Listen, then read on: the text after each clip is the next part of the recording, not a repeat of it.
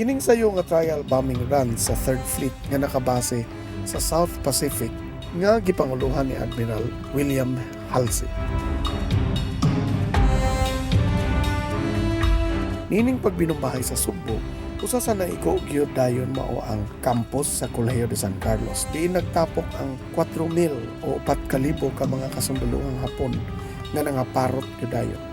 Naigo usab ang katedral ug ang arsobispado nga atbang niyan puloy-anan sa obispo kaniadto nga karon mauna ang Patria de Cebu.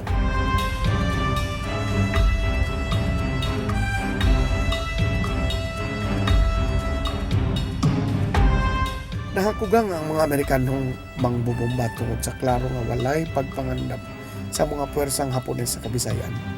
Tungod kay ilang una-una adto man sa Lingayen, Pangasinan o Bakaha sa Mindanao, magagikan ang mga Amerikano. Sama sa ilang gibuhat ni adtong 1941.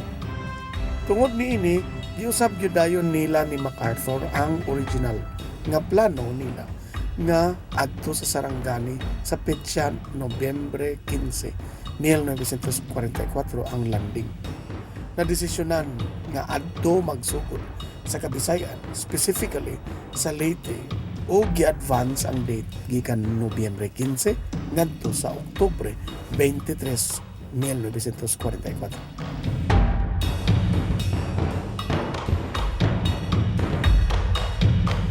Tungod kay trial o sulay-sulay man lang tong pagbinumbahay, sa Sugbo ni atong Setyembre 12 o 13, 1944, sumala sa ako ng naingon ganiha. Nagulat pa gyud ang mga Subuano og unom ka bulan. Una sila makatagamtam sa hingpit na ng kalingkawasan sa mga kamot sa mga Hapones. Pila mo kabuk nag-atang dinhi sa Baybayin? 20 na mo, Tacloban. Kaya mga wala po, rami ko mo, kung nag-operate. Ako may leader.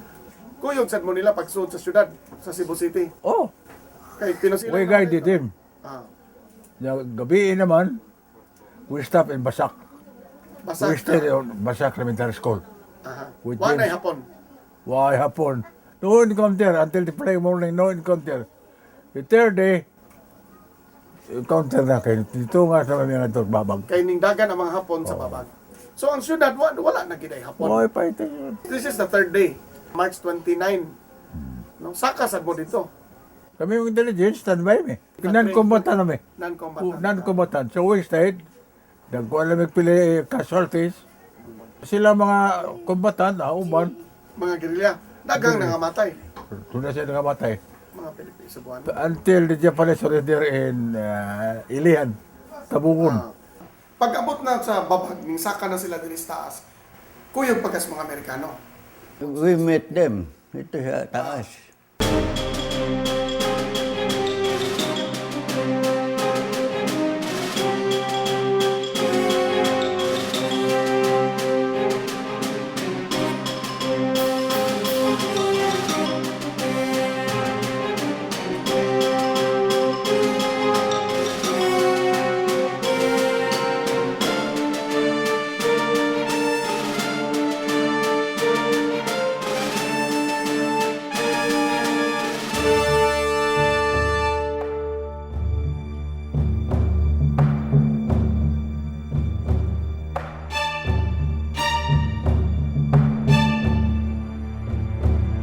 Mga higala, ni ata karon sa ibabaw sa Busay.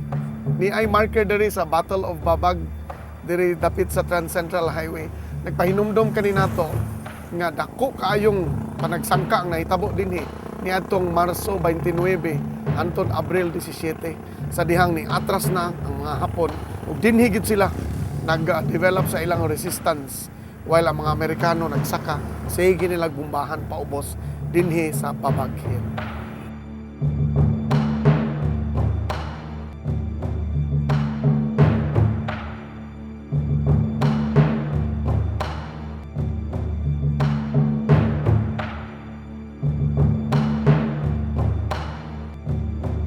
Doon na tayo duha ka anti-aircraft guns. Japanese kuno ni ginaog ni sa mga seminaristang mga redemptorist gikan diha sa ibabaw. Mao naman ni ang babag. And this is our evidence nga dinhi nakaposisyon ang mga kanyon kaniadto sa mga Hapon against sa Amerikano, makita nimo ang vantage position dinhi nga lugar.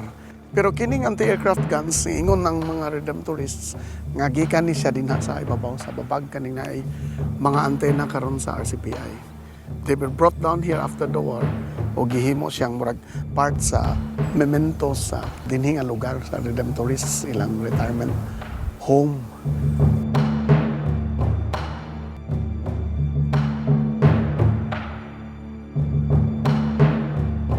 Higala niya ta sa bukid sa Taptap. Makita nimo mga krisantimom nga buwak gitanom din Apan niadtong 1945 grabe kaayo ang panagsangka dinhi batok sa mga Hapon. Sa dihang ni atras na sila gikan sa syudad ug may padulong na sa norte. It's quite ironic nga makita nimo dinhi karon ang gipang tanom krisantimom nga mga buwak. Nasayod pa kita nga ang chrysanthemum mo simbolo sa emperor sa Japan, si Emperor Hirohito. In fact, gitawag ang iyang reign as the reign of the Showa, ang reign, the chrysanthemum reign. Kining mga bukira, witness ni sila sa pagdagan sa mga Hapon padung sa norte, reaching to their eventual surrender site, ang lugar diin ning surrender na gyud ang mga Hapon paghuman sa ilang panagsangka dinhi hangtod sa norte. Mubalik ang kabilin.